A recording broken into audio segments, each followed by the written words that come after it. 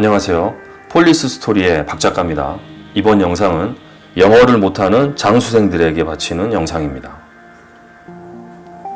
이제 시험이 끝났고 당신은 선택의 순간이 왔고 이미 선택을 했을 수도 있습니다. 이번 시험에서 영어 때문에 당신은 떨어졌습니다. 난이도가 이상했고 실수도 했고 평소에 찍으면 최소 한두 개는 맞췄는데 이번에는 다 틀렸다, 억울하다 등등 말을 하겠지만 당신은 영어를 못해서 이번 시험에 또 떨어졌습니다. 이 말은 다음 시험에도 같은 이유로 떨어질 가능성이 높다고 보는 게 합리적인 생각이고 예상일 겁니다. 이제 당신은 영어에 다시 투자를 하거나 영어를 커버하려고 선택을 할 겁니다. 다만 이번 영어 점수가 60점이었다면 선택할 자격이 있습니다. 본인의 영어 점수가 아직도 40점, 50점대라면 선택의 여지는 없습니다. 냉정하게 생각해 보시죠. 당신은 이런 생각을 하겠죠. 영어 공부한다고 올라갈까? 나도 처음에 할 때는 영어만 열심히 한 적이 있다. 몇 개월 동안. 이렇게 얘기를 하실 거고. 아무리 영어 공부를 해봐야 시험 당일날에는 모르는 지문들이 많고 결국에는 내가 찍는 문제가 몇 개 맞추느냐 이런 운적인 부분이 영어 점수에 영향이 더 크다. 그것이 합격을 좌우한다고 생각하는 겁니다. 물론 당신이 처한 현실에서는 맞는 생각일 수도 있습니다. 그럼 다음 시험을 한번 예상해 봅시다. 우리가 당신이 평소처럼 영어는 하루에 한두 시간 다른 과목과 병행해서 준비를 합니다. 결과는 불합격했다고 가정합시다. 두 번째는 생각을 바꿔서 영어만 3개월 이상 열심히 공부를 했습니다. 이후에 다른 과목을 병행해서 준비를 합니다. 결과는 이번에도 불합격을 했다고 가정합시다. 그래도 전 후자가 옳은 선택이라고 생각합니다. 왜? 후회가 남지 않기 때문이죠. 나중에 여러분이 경찰을 포기하더라도 영어를 자신이 토할 때까지 미친 듯이 해볼 때까지는 해봐야 아쉬움, 후회가 없습니다. 나중에 그때 영어만 3개월 더 했더라면 3개월만 미친 듯이 했더라면 합격할 수 있지 않을까? 이런 아쉬움이 남는다는 거죠. 여러분이 아직 50점 이하의 영어 점수라면 일단 실강을 다시 한번 듣거나 과외를 하길 바랍니다.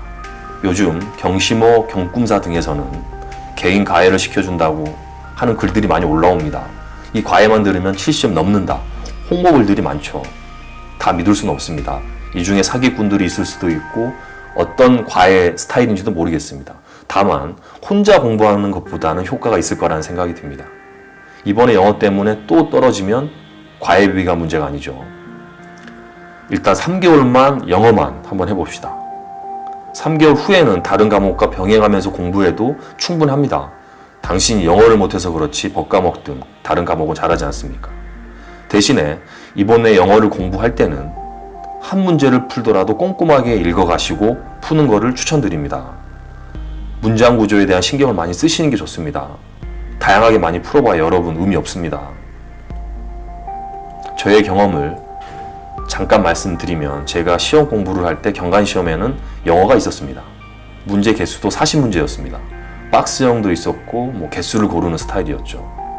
보통은 꽈락만 면하자 50점 정도만 맞으면 선방하는 분위기였고 저도 같은 생각이었습니다.